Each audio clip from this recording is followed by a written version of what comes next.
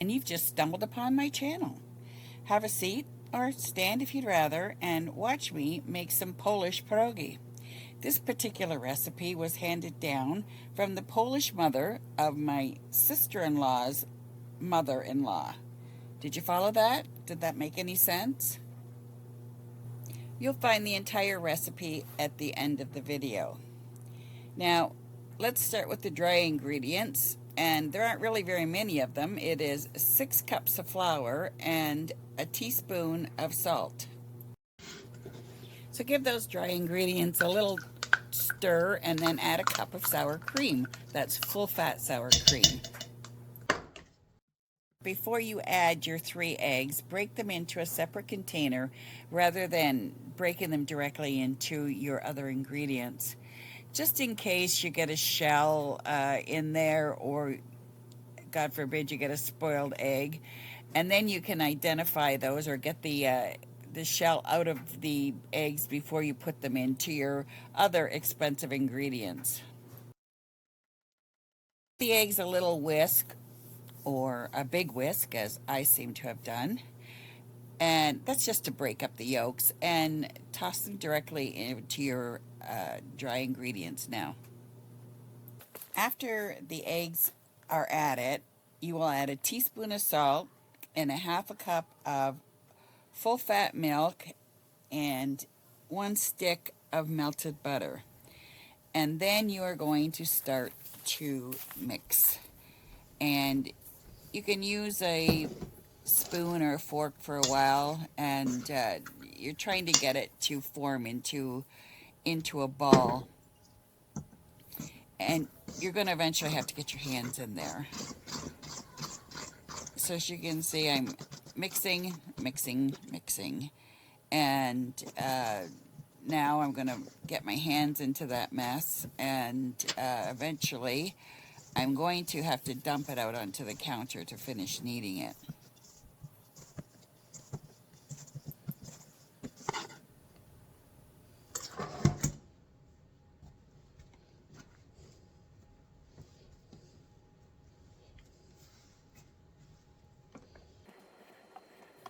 So I'm kneading this just the same way you would knead bread. You're just pushing it forward and folding it over, pushing it forward, folding it over.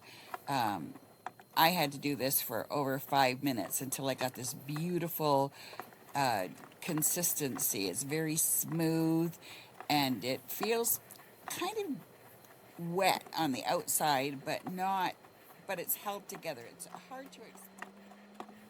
Unlike bread, you're not trying to build up the gluten strands. I'm going to wrap this in plastic wrap and leave it on the counter until I'm ready to fill the dough.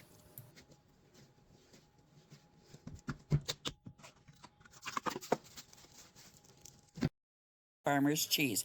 I've only seen it in this packaging in Buffalo area.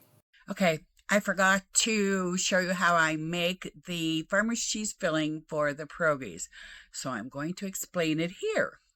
So you fry an onion, you saute an onion in some butter until it's soft, and then you put that onion into the cheese mixture, and then you crack 2 eggs into that cheese mixture and mix it all together. Salt, pepper, and that is how simple it is. Once you start rolling out the dough into little circles, you'll just put a scoop of that cheese into the circle and create a pierogi. And I've showed you how to do that with the potato mixture in the video. Sorry about that. Potato cheese mixture, and this is the mixture that most people are used to, the kind you buy in the store. So you're going to saute an onion and add about 2 cups of cold mashed potatoes. Add some sour cream and butter. The goal is to make a nice creamy mixture to put inside of your dough. Add at least 1 cup of sharp cheddar or more to your taste. Add an egg, and once you have a nice consistency, remove it from the heat and let it cool, because you can't put the hot dough inside of your pastry.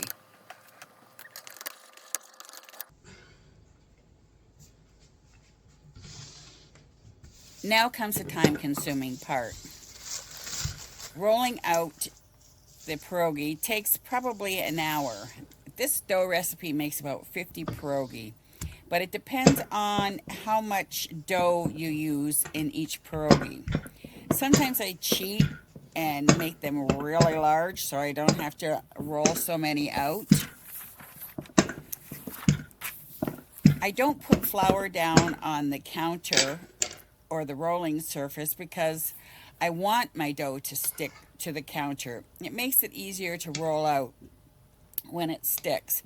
If you watch, you'll see that the dough kind of pulls and when one side sticks.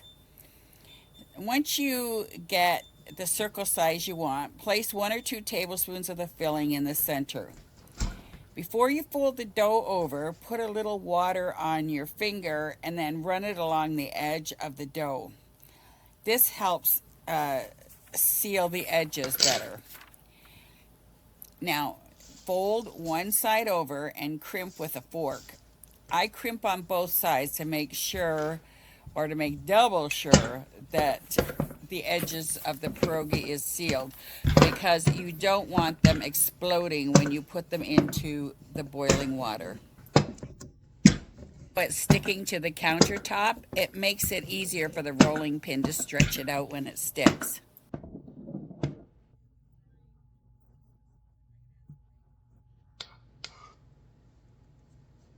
Make sure your filling gets right in the center, and make sure you run your finger full of water along the edge before you fold it over.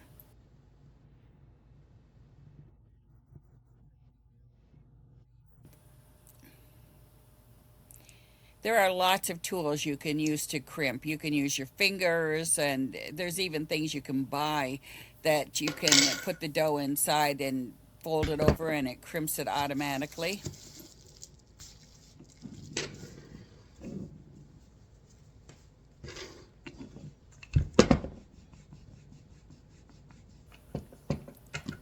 When I take my dough off of the big bunch, I try to make it about the size of an egg, and that's how I determine how much dough I'm going to use for each pierogi.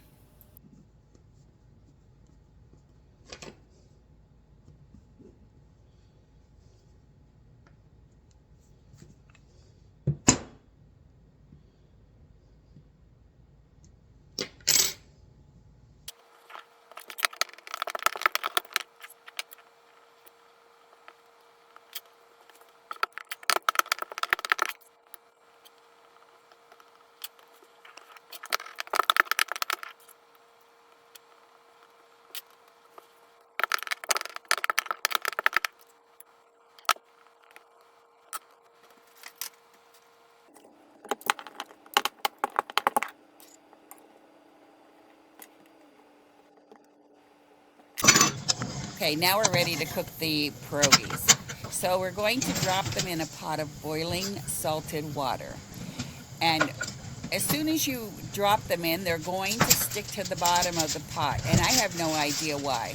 I guess they're like macaroni or noodles. So just give them a little stir to make sure they're not stuck to the bottom. And just let them boil. They will float to the top when they are done. And once they float it to the top, just take them out of the pot with a slotted spoon and put them in a strainer or in a baggie if you're going to freeze them. And then what I like to do is fry a little onion in butter, and then I fry the pierogis in that onion butter mixture. And they are so good, so you serve them with the onions and a dollop of sour cream.